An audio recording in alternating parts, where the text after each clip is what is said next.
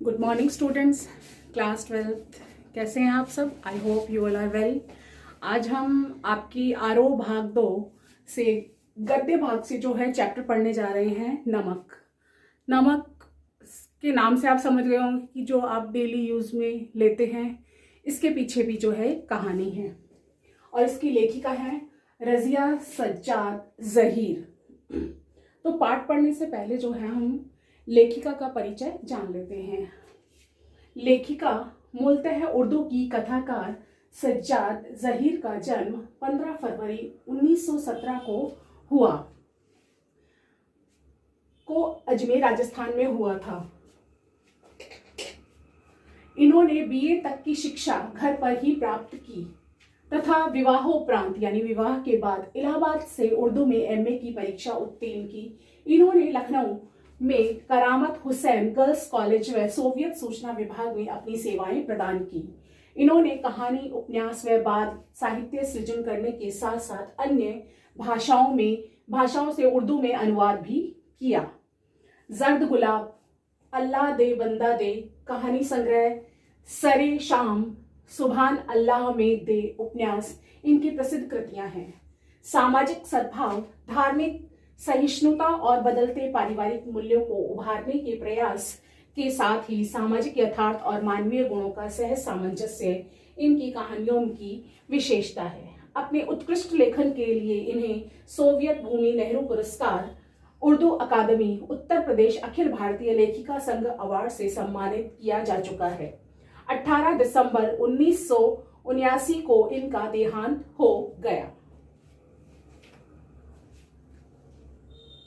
तो पाठ की रूपरेखा कुछ इस प्रकार है। भारत पाक विभाजन के बाद दोनों देशों की सीमाओं के दोनों तरफ रहने वाले विस्थापित यानी कि उन्हें अलग कर दिया गया था। जनों के दिलों को टटोलती हुई यह मार्मिक कहानी है, यानी कि मर्म को छूती हुई, हृदय को छूती हुई कहानी है। नमक यानी कि जिसका नाम है नमक। दिलों को टटोलने की इस कोशिश में लेखिका ने अपने पराये देश प्रदेश की प्रचलित धारणाओं पर अनेक सवाल खड़े किए हैं।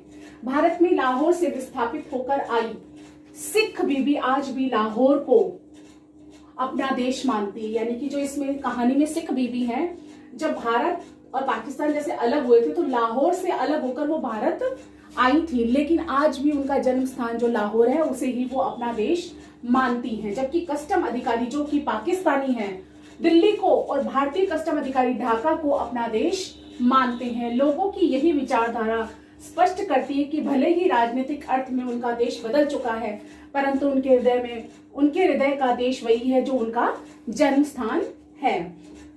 तो जो हम पाठ का सार है वो इन बिंदुओं के आधार पर देखेंगे। सबसे पहले है भारत विभाजन का यथार्थ।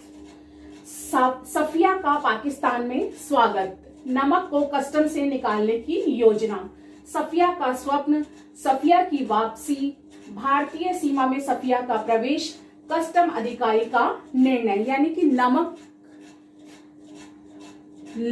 पाकिस्तान से भारत या लाहौर भेजा जाता है तो उसी के इर्द गिर्द जो है ये कहानी घूमती है। तो हम इन बिंदुओं के आधार पर इस कहानी को देखेंगे। भारत विभाजन का यथार्थ। भारत और पाकिस्तान के विभाजन के बाद जब भारत और पाक की सीमा के दोनों ओर के लोग धर्म के आधार पर पलायन करने लगते हैं, यानी कि जब भारत और पाकिस्तान का विभाजन होता है और धर्म के आधार पर लोग अपने अपने देशों को पलायन करते लगते हैं, यानी कि जाने लगते हैं। और विस्थापित होने से पहले सभी धर्म के लोग आपस में मिलजुल कर कैसे रहते थे? प्रेम पूर्वक रहा करते थे। कहानी की एक प्रमुख पात्र है सफिया, जो कि एक कीर्तन में गई थी। वहां पर उन्होंने किसे देखा?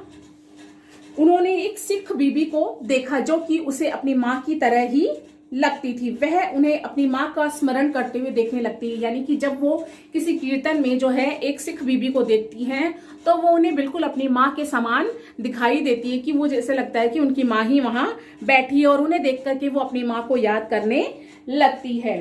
तो उन्होंने भी अपनी बहू सफिया के बारे में पूछा उनकी बहू ने बताया कि एक मुसलमान महिला है कल अपने भाइयों से जो कि लाहौर में रहते हैं मिलने जा रही है। तो उन्होंने क्या, सिख बीबी की बहू ने उन्हें बताया कि सफिया है और जो कि इनके जो भाई हैं वो मतलब ये मुसलमान महिला है और अपने भाइयों से जो कि लाहौर में रहते हैं उनसे मिलने के लिए जा रही हैं। और सिख बीबी का जन्म जो है लाहौर में हुआ था, इसलिए उन्हें सफिया के प्रति जो है अपनत्व की भावना महसूस हुई, यानी कि उनके हृदय में अपनत्व जगा। और उन्होंने उससे बातचीत करते हुए उपहार के रूप में लाहौर का नमक लाने की इच्छा व्यक्त की, यानी कि जहां सिख बीबी का जन्म स्थान था, सफिया जो है अपने भाइयों से मिलने लाहौर जा रही थी, तो सिख बीबी ने जो है एक इच्छा जाहिर की कि लाहौर का वो नमक लेती आए।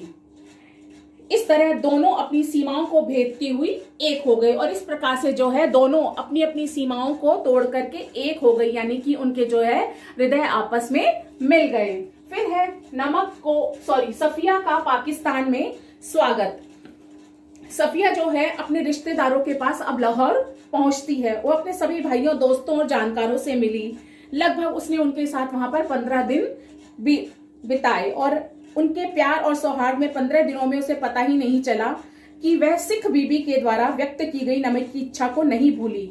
उसने इस बारे में जो है अपने भाई से बात की जो कि पुलिस में था। नमक ले जाने के लिए पूछा तो उसके भाई ने साफ समझा दिया कि कानून यह सीमा पार नहीं ले जाया जा सकता, यानी कि कानूनन जुर्म है यहाँ से नमक ले जाना। वह नमक को चोरी छिपे नहीं ले जाना चाहती थी, वह मानती थी। सफिया का मानना था कि नमक को चोरी छिपे नहीं ले जाएगी, कानून से ऊपर से प्रेम शालीनता का व्यवहार होता है। फिर उसने भाई ने समझाते हुए कहा कि आप नमक नहीं ले जा पाएंगी, बदनामी अवश्य होगी। क्रोध की अधिकता से सफिया की आंखों में आंसू आ जाते हैं, यानी कि वह बहुत अधिक क्रोधित हो जाती है जिससे उसकी आंखों में आंसू आ जाते हैं। फिर है नमक को कस्टम से निकालने की योजना, कि किस तरह से कस्टम अधिकारी से बचाकर नमक को कैसे ले जाया जा सकता है। भारत आने से पहले सफिया ने रात को सामान तैयार कर लिया, तो उसका सामान सूटकेस और बिस्तर बंद में आ गया। केवल किन्नू की एक टोकरी जो सिख बीबी के लिए नमक की पुड़िया कहीं रखने की जगह नहीं मिली, तो उसने सोचा कि किन्नू की टोकरी में ही नीचे रख वह नमक की पुड़िया छिपा देगी, क्योंकि कस्टम वाले फलों की जांच नहीं करते हैं।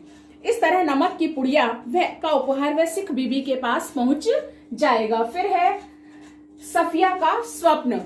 सफिया जो है अपना सामान सब कुछ व्यवस्थित रूप से रखने के बाद जो है सो जाती है और स्वप्न में लाहौर के 15 दिन उसकी सुंदरता, भाई मित्र आदि वह सभी को देख रही है। स्वप्न में कल जाने के शायद कभी दोबारा ना आने की चिंता भी थी। उसे सिख बीबी के आंसू और लाहौर का किला, इकबाल का मकबरा आदि एक एक करके सब कुछ दिखाई दे रहा था। अकस्मात ही, यानी कि अचानक ही, किन्नू की टोकरी जिसको उसके दोस्त ने हिंदुस्तान और पाकिस्तान की एकता का मेवा कहकर उसे दिया था, उसे हाथ से टकराने से उसकी आंख जो है खुल जाती है। फिर है इसमें सफिया की वापसी। सफिया की वापसी में जो है रेलगाड़ी में बैठने से पहले जब वह प्रतीक्षालय यानी कि वेटिंग रूम में बैठती है सफिया जाकर, और वहां पर चाय पीती हुई किन्नू की टोकरी में रखी हुई नमक की पुड़िया को वो देख रही है। उसने सोचा कि यह उपहार वह छुपाकर नहीं ले जाएगी, अतः उसने क्या हुआ, अपनी समस्या जो है कस्टम अधिकारी को बताकर नमक की पुड़िया उसकी मेज पर रख दी। सारी कहानी सुनने के बाद कस्टम अधिकारी ने बताते हुए कहा कि वह दिल्ली का रहने वाला है। उसने नमक की पुड़िया उसके बैग में रख दी और कहा कि मोहब्बत तो कस्टम से इस तरह निकल जाती है, यानी कि मोहब्बत भी जो है उसके आड़े जो है कस्टम नहीं आ पाता है, कि कानून को इसका पता नहीं चलता। अंत में कस्टम अधिकारी ने सफिया को कहा, जामा मस्जिद की सीढ़ियों को मेरा सलाम कहिएगा और उन महिला को उपहार देते समय कहिएगा कि लाहौर अभी भी उनका है और दिल्ली भी अभी मेरा है। यानी कि जो कस्टम अधिकारी लाहौर वाला है वो दिल्ली में रह रहा है और जो लाहौर में जन्मी हुई जो बीबी हैं, सिख बीबी, वो वहां रह रही हैं भारत में। तो भारतीय सीमा में अब जो है सफिया का प्रवेश, भारतीय सीमा के अमृतसर में उसके सामान की कस्टम अधिकारियों द्वारा जांच की जाने लगी। अतः उसने एक अधिकारी को इस विषय में बताया कि उस अधिकारी ने नमक की यह पुड़िया उसे देते हुए बताया कि वह ढाका से है। उसे अपने दोस्त के द्वारा दिया गया उपहार दिखाया, जिससे यह पता चला कि वह ईस्ट बंगाल से संबंध रखता है। उसके बाद है कस्टम अधिकारी का निर्णय। कस्टम अधिकारी सुनील दास अपने देश ढाका की याद में खो गया और कहने लगा, वैसे तो डाब कलकत्ता में भी होता है, जैसे नमक यहाँ भी होता है, परंतु हमारे यहाँ के डाब की बात ही क्या है। हमारी जमीन, हमारे पानी का मजा ही कुछ और है। जब सफिया अमृतसर के पुल पर चढ़ रही थी, तब वह पुल के सबसे निचली सीढ़ी के पास से झुकाए चुपचाप खड़ा था। सफिया सोच रही थी कि किसका वतन कहाँ है, यानी किसी का देश कहाँ है। कस्टम के इधर या उधर दोनों ओर की सीमाओं में एक प्रकार की भावना वाले लोग रहते हैं। उन्हें इन सीमाओं से एक दूसरे से अपनी भावनाओं का आदान प्रदान करने से जो है रोक रखा है।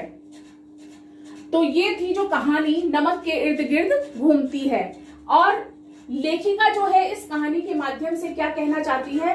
प्रस्तुत कहानी के माध्यम से लेखिका जो है भारत पाकिस्तान की जनता के आरोपित भेदभावों के बीच मोहब्बत का नमकीन स्वाद घुला है, यानी कि भेदभाव होते हुए भी उनमें एक अजीब सा प्यार है, अपनापन है।